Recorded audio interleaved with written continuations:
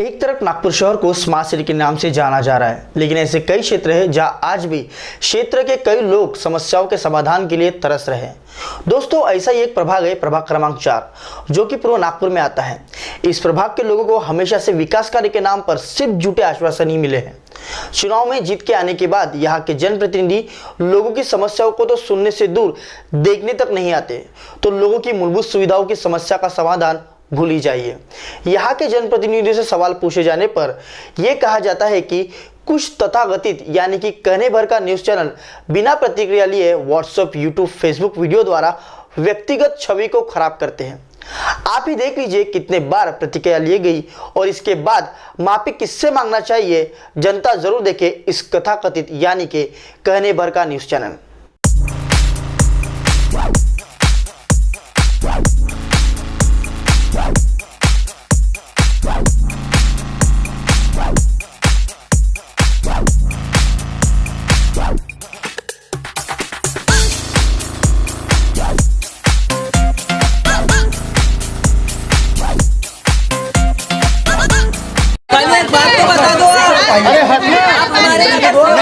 अरे नहीं बोलना, अरे तो मत बोलो, इंटरव्यू दो, मुझे नहीं बोलना है। अरे मत बोलो, इंटरव्यू दो। रिगार्डिंग कर रहा है कि बाद में मोरे को बोलेंगे कि ये लोगों को बुला करके ऐसा किया है। जनता नहीं भर न्यूज वाले लोग हैं, सब कराते हैं। पेड न्यूज वाले नाम लेके बताइए ना। कुछ नहीं, अभी आपसे बात नहीं करना है मुझे, मैं अपना काम ड्यूटी निभा रहा हूँ। मैं कैसा जनता यहाँ पर मैं क्या बोल रहा हूँ, मैं कुछ नहीं बात करूँगा। तुम मेरे बारे में बहुत आड़े टेढ़े फैला रहे हैं, मैं आपसे कुछ बात नहीं करता। कुछ बात करने की जरूरत नहीं है, क्या फैला मैं कुछ नहीं बात कर रहा हूँ। विजयनगर दुर्गा मंदिर के पास दुर्गा नगर में, जहाँ पर राजकुमार सोनकर जी का ये कहना है कि कुछ पेड न्यूज वाले, मतलब विदर और ब्रेकिंग न्यूज टीवी वाले आज विजयनगर की जितनी भी जो समस्या है उसको जबरदस्ती उलझाने का काम जो है विजयनगर परिषद के विदर और ब्रेकिंग न्यूज प्रदीप बनर्जी ऐसा कर रहे हैं, ऐसा उनका कहना है। रिगार्डिंग मेरा नाम पवन कुमराम साहू है।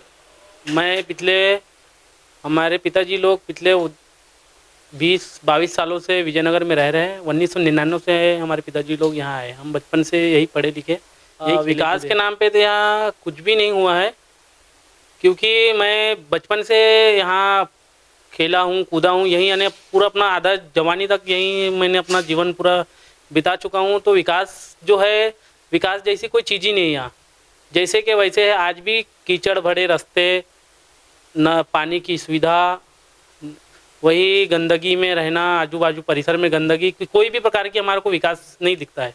हम लोग जहाँ रहते हैं वो लेआउट है, वो अनधिकृत लेआउट बोलते हैं लोग, लेकिन अभी हमारे पास टैक्स वैक्स हम लोग भरते हैं, क्योंकि हमारे परिसर का विकास हो और हमें जो भी आम लोगों को जो सुविधा मिलती है वो सुविधा हमें मिले, इस वजह से हम लोग भी टैक्स भरते हैं। उनका पूरा टैक्स का जो फायदा हो हमें भी होना चाहिए। नगर सेवकों से आए दिन हमारी बात होती रहती है, ऑफिशियली बात नहीं होती है, क्योंकि हम लोग बोलते हैं कि हमारे परिसर में रोड क्यों नहीं बन रहा है, गटर की लाइन की सुविधा जो है अच्छे सही तरीके से क्यों नहीं हुई है, हमारे घर के पीछे बहुत बड़ा गड्ढा है, उसका भी विषय हमने लेके गए थे। तो उनका कहने का मतलब है ये जो कार्य है ये अनधिकृत लेआउट में रहते नहीं, तुम लोग यानी इलीगल लेआउट में रहते हो, तुम लोग नागपुर महानगर पालिका में तुम्हारा लेआउट जो है सैंक्शन नहीं है, इसलिए कार्य नहीं हो पा रहा है, ऐसा करके उनका कहना है। हमारा कहना ऐसा है कि जब हमारा लेआउट इलीगल है तो आप लोग यहाँ चुनाव में वोटिंग प्रसार करने आते हो, तो क्यों आते हो, ऐसा हमारा कई बार सवाल हो चुका है। हमें विकास जैसा, हमें भी अच्छी रोडों की सीमेंट सीसी रोडों की सुविधा चाहिए। हमारे गटर जो लाइन जो है, जो वेस्ट वाटर लाइन है, सही तरीके से रहना चाहिए।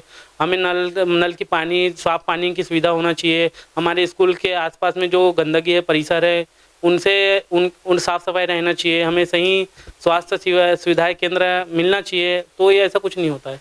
और हमें कोई भी किसी प्रकार की गवर्नमेंट की जानकारी, माहिती हमें मिलती नहीं है, जो नगर सेवक और प्रतिनिधि द्वारा मिलना चाहिए। ऐसा तो लगता नहीं है कि वो सही है, क्योंकि काम हुआ नहीं है, विकास नहीं हुआ, सिर्फ बातें हो रही है, तो बिल्कुल कहीं ना कहीं वो जिता कर लाए है। तो ऐसा तो नहीं है कि सिर्फ वीडियो पर देख के सही सच्चाई है लोगों का। आप यहाँ पे आके देख सकते हो, सर्वे करा सकते हो कि क्या हालत है, हालत के हिसाब से लोग बात करते हैं। आपको बताना चाहूँगा कि जिस वक्त में 2009 में हमारे मान्यवर आमदार साहब कृष्णा जी खोपड़े जी चुनकर आए, हमने उनके पास में हमारे परिसर के कामों की समीक्षा रखा कामों की समीक्षा रखकर हमने उनसे विकास कार्य करने की अनुमति मांगी और उनसे कहा कि भाऊ हमारे परिसर में ये मूलभूत सुविधाएं हमारे को उपलब्ध करवाया जाए।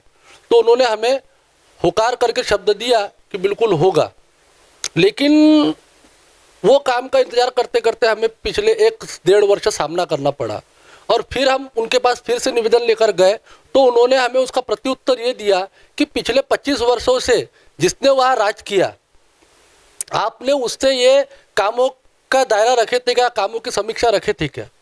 आप मेरे पास, आज मैं आमदार बना हूँ, नया कामों का अंबार है मेरे पास में, मैं कितना काम करूँगा? ऐसा करके उनका ये प्रत्युत्तर था। और उसके बाद में उन्होंने कहा गया कि तुम्हारा लेआउट जो है वो एक तो अनधिकृत है, यहाँ पर ना तो कारपोरेशन काम कर सकती है, ना महानगर पालिका काम कर सकती है, ना आमदार काम कर सकता है, ना खासदार काम कर सकता है, ना तो यहाँ पर एक प्रतिनिधि काम कर सकता है।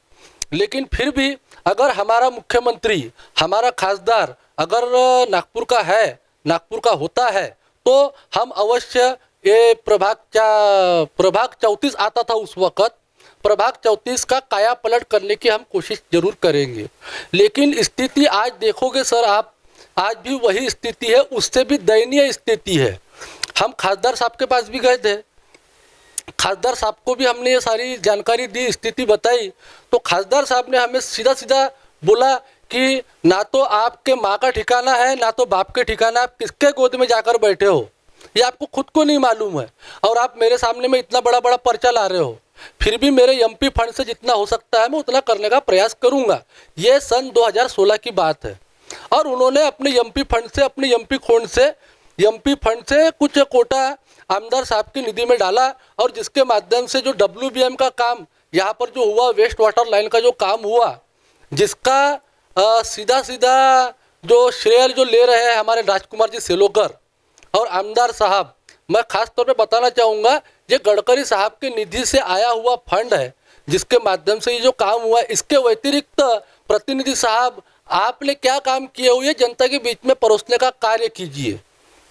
दूसरी बात कि आप बोलते हो कि कारपोरेशन यहाँ काम नहीं कर सकती, महानगर पालिका यहाँ काम नहीं कर सकती, खासदार यहाँ काम नहीं कर सकता, आमदार यहाँ काम कर नहीं सकता, प्रतिनिधि यहाँ काम कर नहीं सकता, तो मेरा एक प्रश्न ये निर्माण होता है महोदय जी कि जब यहाँ पर महानगर पालिका काम नहीं कर सकती है, महानगर पालिका काम नहीं करते हुए एनएमसी काम नहीं कर सकती है, आमदार काम नहीं कर सकता, प्रतिनिधि काम नहीं कर सकता, खासदार काम नहीं कर सकता, तो फिर कचरे की गाड़ी महानगर पालिका की जो है वो आप परिसर में भेजते क्यों हो? पहला। दूसरा कि आपको जब पता है ये अनधिकृत लेआउट है, अनधिकृत लेआउट में जो रहने वाले लोग हैं इनका सिर्फ मतदान लेना हमारा काम है, इनका विकास करना काम ये महानगर पालिका का नहीं है। जब ये आपको पता है तो वहाँ के लोगों का आप वोटिंग कार्ड क्यों बनवाते हो? वोटिंग कार्ड क्यों भैया, बराबर है ना? आप वोटिंग कार्ड जब बनाते हो तो वोटिंग कार्ड के डॉक्यूमेंट जब लगते हैं, डॉक्यूमेंट्स में इलेक्ट्रिक का बिल लगता है घर का, इलेक्ट्रिक के बिल पे साफ तौर पे लिखा रहता है विजयनगर, धर्मनगर, ये साफ तौर पे लिखा हुआ रहता है। तो जब लिखा हुआ रहता है तो फिर उनका वोटिंग कार्ड आप बनाते क्यों हो? वोटिंग कार्ड बनाने के बाद में आप वोटिंग मांगने परिसर में आते क्यों हो जब परिसर में काम ही नहीं कर सकता है? एनएमसी काम नहीं कर सकती, महानगर पालिका काम नहीं कर सकती, प्रतिनिधि काम नहीं कर सकता, आमदार काम नहीं कर सकता, तो आप महानगर पालिका का मुहैया यहाँ पर उपयोगिता कराते क्यों हो? आप महानगर पालिका की गाड़ी यहाँ भेजते क्यों हो? आप आमदार रहते हुए, आप प्रतिनिधि रहते हुए, महानगर पालिका में समक्ष रखते हुए आपने कभी यहाँ के वोटिंग लिस्ट का जनगणना कराने की कोशिश की? अगर यहाँ विकास देखने को अगर देखना ही है तो विकास देखने में तब आएगा जब यहाँ पर लोगों की वोटिंग कार्ड की समीक्षा होगी, लोगों की वोटिंग कार्ड की, जनता के वोटिंग कार्ड की यहाँ जनगणना होगी। जनगणना होने के बाद या कितने लोगों के वोटिंग कार्ड है और कितने लोगों के वोटिंग कार्ड नहीं है, इसके आधार पर आप यहाँ पर कैंप लगाओ। कैंप लगाने के बाद में यहाँ पर जो है लोगों की वोटिंग कार्ड बनेगी। वोटिंग कार्ड बनने के बाद में यहाँ ऑटोमेटिकली आपको विकास देखने को मिलेगा, क्योंकि यह एक वोट का बैंक बन जाएगा। लेकिन आपकी सोच ही नहीं है कि यहाँ पर वोटर बढ़े, यहाँ की वोटिंग कार्ड बने, इसलिए आप अपने ऑफिस तक के ही उसको मर्यादित रखते हो कि वहाँ पर आकर आप अपने डॉक्यूमेंट्स पेश करो और वहाँ से ऑनलाइन वोटिंग कार्ड बनाया जाए। आप इसको बस्ती में जगह जगह पर कैंप लगाकर, आप प्रतिनिधि हो साहब, आपने हमसे वोट लिए हो, आपने हमसे वोट लेकर हमारे प्रतिनिधि बने हो, तो आपने हमारे परिसर में कैंप लगाकर हमारे परिसर के लोगों का वोटिंग कार्ड बनाने का उचित कार्य क्यों नहीं किया? ये सवाल आपसे हम निर्माण करना चाहते हैं। इसमें जो सत्यता है वो हमें पुलिस स्टेशन में बुलाया गया था, उन्होंने जो लेटर पैड पे अपना लिखित स्वरूप में दिया गया है और उसके आधार पर हमको पुलिस स्टेशन बुलाया गया था और पुलिस स्टेशन में हमने वो सबूत का ब्यौरा दिया और उसके आधार पर हमको पुलिस वालों ने शाबाशी देकर हमें कहा गया कि आप जनता के हित के बारे में सोचते हो, जनता के हित के लिए सोचते हो, आप जा सकते हो करके। और इसके बाद में अगर रहा कि एविडेंस हमको देने की ज़रूरत हमको कोर्ट में पड़ेगी तो कोर्ट में भी हम एविडेंस को देंगे और प्रूफ के साथ में हम प्रूफ करेंगे। ऐसा आरोप उनका लगना वाजिब हो सकता है क्योंकि शायद वो देते होंगे पैसे मीडिया वालों को, लेकिन मुझे नहीं लगता कि कोई भी मीडिया वाला पैसा लेकर काम करता है, क्योंकि मीडिया जो है ये एक जनता की आधार स्तंभ है। इसको डॉक्टर बाबा साहब अम्बेडकर जी ने भारत का मूल तंत्र हथियार सा बताया है और इसको तीसरा स्तंभ बताया गया है। तो मुझे नहीं लगता कि इस प्रकार की आलोचना मीडिया कर्मी पे किसी व्यक्ति को लगाने का अधिकार है और अगर लगाया तो उन पे कड़ी कार्रवाई होनी चाहिए। मैंने जो ये प्रूफ जो आरोप लगाया हूँ, जो प्रत्यारोप किया हूँ, पहली बात तो ना आरोप लगाया ना प्रत्यारोप किया। मैंने एक माहिती अधिकार 2005 के अधिनियम के तहत में जो अधिनियम को लागू करवाया गया है उस आधार पर और उसी के ही आधार पर मैंने इस प्रकार का प्रश्न का निर्माण किया हूं और मैंने प्रश्न पूछा हूं, ना कि मैंने कोई आरोप ना कि कोई प्रत्यारोप किया हूं। शायद वो जनता के प्रतिनिधि है और उनको ही मेरे से ज़्यादा उनको समझता है कि 1 करोड़ की फाइल बनती है कि नहीं बनती है, लेकिन मुद्दा ये है कि हमने 1 करोड़ के फाइल का हमने जिक्र ही नहीं किया। हमने 1 करोड़ की निधि का जिक्र किया है और 1 करोड़ की निधि जो है पूरे प्रभाग 4 में उन्होंने chamber repairing, pipeline repairing, main whole RCC repairing, main whole RCC cover, इसके लिए उन्होंने उठाया है। और उठाने के बाद में वास्तविकता में इतना निधि जो वहाँ से उठा है, ये उठने के बाद में क्या सही में वो खर्च हुआ है क्या? हमने बस इसी प्रकार से प्रश्न निर्माण किया है। हमने कोई आरोप थोड़ी लगाया है कि भाई काम नहीं हुआ है तो ये पैसा नगर सेवक साहब ने खा लिया है या काम नहीं हुआ है तो प्रतिनिधि साहब ने पैसे को अंदर कर लिया। इस प्रकार से तो हमने कोई वीडियो नहीं बनाया है, ना कोई इस प्रकार से कोई वीडियो वायरल हुआ है, ना तो हमने इस प्रकार से कोई आरोप लगाया है। बरसाती मेंढक कौन है ये जनता को पता चल गया है, क्योंकि जिन्होंने 4 साल काम नहीं किया, 4 साल काम नहीं होने के बाद जो उन्हें 80 लाख का फंड आमदार साहब की तरफ से मिला, आमदार साहब की तरफ से 80 लाख का फंड मिलने के बाद उन्होंने टुकड़ों टुकड़ों में काम किया है। कहीं 80,000 का, कहीं 49,000 का, कहीं 50,000 का, कहीं 1 लाख का, कहीं 1.5 लाख का। तो आपने ये काम पहले क्यों नहीं किया? आज मेरा प्रश्न निर्माण ये होता है कि चुनाव जैसा नज़दीक आया तो आपने रोडों का भी काम जो किया वो अधूरा अधूरा काम किया, उसको भी अपूर्ण तरीके से काम किया गया है, जिससे लोगों को संतुष्टि नहीं, समाधान नहीं है, जिससे लोगों को एक सोई मिलना चाहिए था, एक सुविधा मिलना चाहिए था। वो रोड बनाने के बाद में भी लोगों को मुझे नहीं लगता कि वो सुविधा प्राप्त हो। मेरे पास जो माहिती अधिकार का जो पुरावा है, उस पुरावा का कैलकुलेशन के हिसाब से इन्होंने विजयनगर धर्मनगर में जो चेंबर रिपेयरिंग के लिए पैसा उठाया है, वो चेंबर रिपेयरिंग के लिए पैसा, पहली बात तो उनके मेडिटर के माध्यम से मालूम ये पड़ रहा है कि चेंबर के रिपेयरिंग का पैसा 1 करोड़ की फाइल नहीं बनती। हमने पहली बात तो ये बोला ही नहीं कि 1 करोड़ की फाइल बनाए हो आपने।